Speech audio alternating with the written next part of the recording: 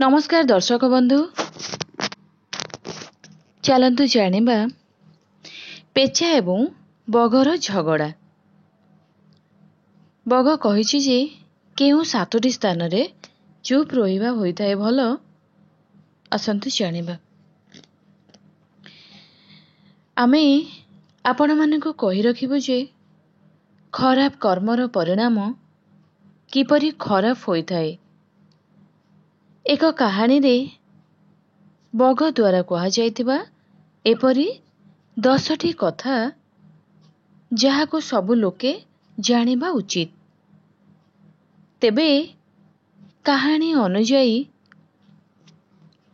एक पोखरी पाखरे एक वृद्ध बग रहुथिला, किंतु खूब चेष्टा सत्वे भी ताकू शिकार मिलु नथिला। एहा देखि बग मने मने एक उपाय भाबिला एवं सेही पोखरीर जीवजंतुंकर सामनारे किभଳି वैष्णव धर्म नेबार अभिनय करिब भाबिला। एहा परे बग गोटिए गोड़को मोड़ी केवल गोटिए गोड़रे छिड़ा होई भगवानकर नाम जप करिबा आरंभ करदेला। जहा देखि पोखरीर जीवजंतु माने आश्चर्य होइगले, कारण जेउ बग पोखरीर जीवजंतु को मारी खाई जाउथिला, हठात ता भितरे एभଳି परिवर्तन किभଳି देखादेला। तथापि जीवजंतु ता पाखकु गले नहीं, किंतु बग निजर अभिनय जारी रखिला। एमिति किछि दिन जीवा परे पोखरीर सबु जीवजंतुंक ता उपरे भरोसा होइगला।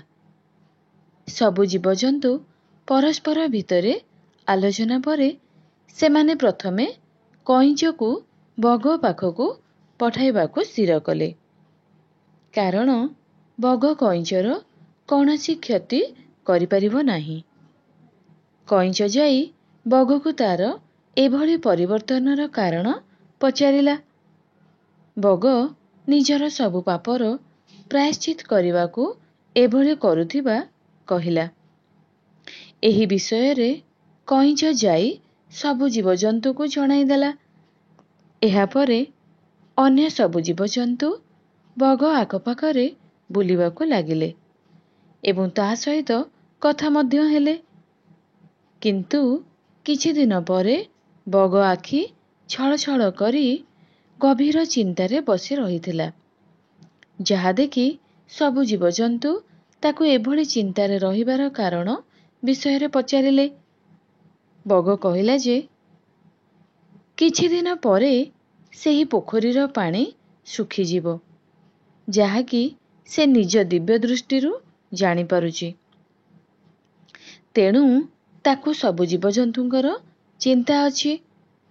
आउ एहार समाधान विषୟରେ सबु जीवजंतु पचारिबा परे बग अन्य एक बड़ पोखरी कथा कहिला, जाहार पानी केबे हेले सुखिबो नाही। किंतु सेही जीवजंतु सेही जलाशयकु जिबा असंभव, कारण सेमानंकर बग भଳି डेणा नाही। तेणु सेमाने बगकु पचारिले जे सेही बड़ पोखरीकु सेमाने किपरि जिबे। कइंच मध्य सबु जीवजंतुकु बगकु भरोसा करिबाकु कहिला। तेणु बग एमिति प्रत्येक दिन गोटिए लेखाएं जीवकु नेई एक उच्च पहाड़ उपरु पकाई देउथिला एवं सेमानंकर मृत्यु हेबा परे सेमानंकु खाई देउथिला। एमिति करू करू दिने पोखरीर सेही बुढ़ा कंकड़ार पाଳି पड़िला, जिए कि बगकु आदु विश्वास करू नथिला। तेबे जेतेबेले बग ताकु निज बेकरे बोही नेई जाउथिला, सेतेबेले बग पहाड़ पाखरे पहुंची तळकु चाहि देखे तो अन्य माछ मानकर कंटा पड़िथिबार ଦେଖିଲା ଏବଂ ବଗର ସବୁ ଚାଲ ବୁଝିଗଲା। ଏହାପରେ କଙ୍କଡ଼ା ବଗର ବେକକୁ ଏଭଳି ଚାପିଲା ଯେ ବଗ ଶ୍ୱାସରୁଦ୍ଧ ହୋଇ ସେଠାରେ ମରିଗଲା। ଯେଉଁଠି ବଗ ଅନ୍ୟ ଜୀବଜନ୍ତୁଙ୍କୁ ପକାଇ ମାରୁଥିଲେ ସେହିଠାରେ ନିଜେ ପଡ଼ି ଜୀବନ ଦେଲା। କିନ୍ତୁ ନିଜର ଅନ୍ତିମ ସମୟରେ କିଛି ଶିକ୍ଷଣୀୟ କଥା କଙ୍କଡ଼ାକୁ କହିଲା। ପ୍ରଥମତଃ, ଯେଉଁ ମଣିଷ କିମ୍ବା ପଶୁପକ୍ଷୀ ନିଶାସକ୍ତ ତା ଉପରେ କେବେ ଭରସା କରିବା ଉଚିତ ନୁହେଁ। ଯିଏ ଅସାବଧାନ ବ୍ୟକ୍ତି ତାକୁ ମଧ୍ୟ କେବେ ବିଶ୍ୱାସ କରିବା ଉଚିତ ନୁହେଁ।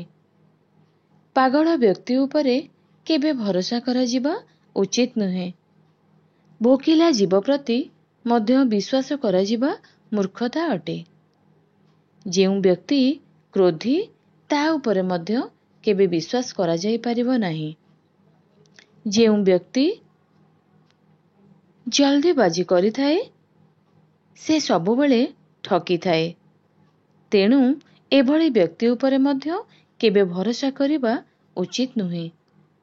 ଲୋଭୀ ବ୍ୟକ୍ତି ଉପରେ କେବେ ବିଶ୍ୱାସ କରିବା ଉଚିତ ନୁହେଁ, କାରଣ ସେପରି ବ୍ୟକ୍ତି ନିଜ ଲୋଭକୁ ସଂଯତ କରି ନ ପାରି କିଛି ବି କରିପାରେ। ଯିଏ ଭୟରେ ଗ୍ରସ୍ତ ତା ଉପରେ ମଧ୍ୟ ଭରସା କରନ୍ତୁ ନାହିଁ। ଯେଉଁ ଲୋକଙ୍କ ଭିତରେ କାମନା ବାସନା ଭାବ ଅଧିକ ଥାଏ ସେହି ବ୍ୟକ୍ତିଙ୍କ ଉପରେ ମଧ୍ୟ ଭରସା କରିବା ମୂର୍ଖତା ଅଟେ।